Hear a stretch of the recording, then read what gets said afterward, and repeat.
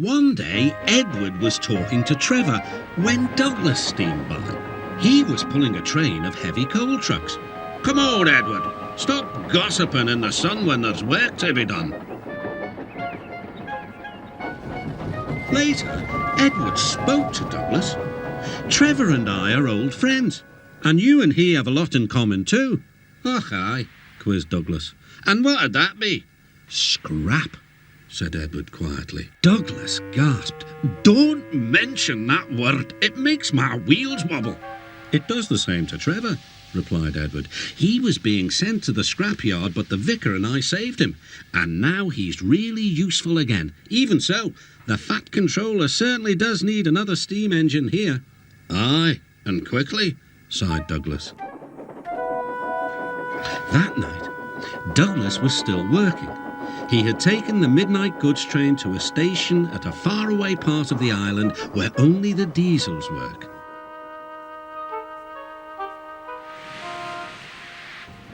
He was just shunting, ready for his return journey, when... "That sounds like a steam engine," he thought. The hiss came again. "Who's there?" asked Douglas. A whisper came. "Are you a Fat Controller's engine?" "I intruded it." "Thank goodness. I'm Oliver, and I'm with my brake van Toad. We've run out of coal and have no more steam." "But what are you doing?" "Escaping." "From what?" "Scrap." Douglas shivered. Then he remembered Edward's story about saving Trevor. "I'll be glad to help you," he said. "It'll have to look as if you're ready for scrap, and I'm taking you away." The drivers and firemen agreed to help too. Everyone worked fast. "No time to turn around," panted Douglas. "I'll run tender first. Come on."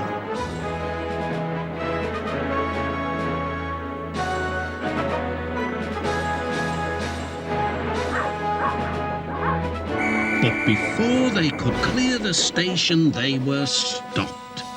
"Aha!" exclaimed the foreman. "A Great Western engine and a brake van too. You can't take these." "Ah, but they're all for us," said Douglas's driver. "See for yourself." The foreman looked all over Oliver.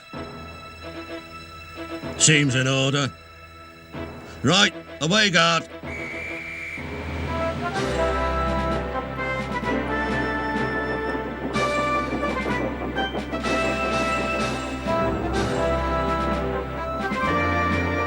"That was a neat thing," puffed Douglas. "We've had worse," smiled Oliver. And they forged ahead.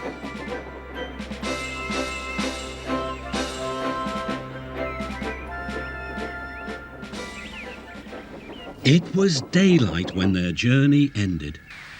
"We're home," cried Douglas. "Shh," said his driver. "There are the works. We'll find a place for Oliver." Oliver said goodbye and thank you, and Douglas puffed away. The next day, Douglas told the other engines all about Oliver. "The Fat Controller will have to know," said James. "Douglas should tell him at once," added Gordon. "Well, here he is," said a voice. "Now, what's this all about?" "Beg pardon, sir, but we do need another engine." "Yes, sir," ventured Gordon. "A steam engine, sir." "I'm afraid that unless one is saved from scrap, there's little hope." "But, sir," burst out Douglas, "one has." "Yes, indeed, and thanks to you, Douglas, he is now at our works. Oliver is just what we need for Duck's branch line." Everyone cheered. Now Oliver and Toad are mended and painted in full Great Western colours. Duck and Oliver are happy on their branch line. The others laughed at first and called it the Little Western. Duck and Oliver were delighted, and so the Little Western it will always be.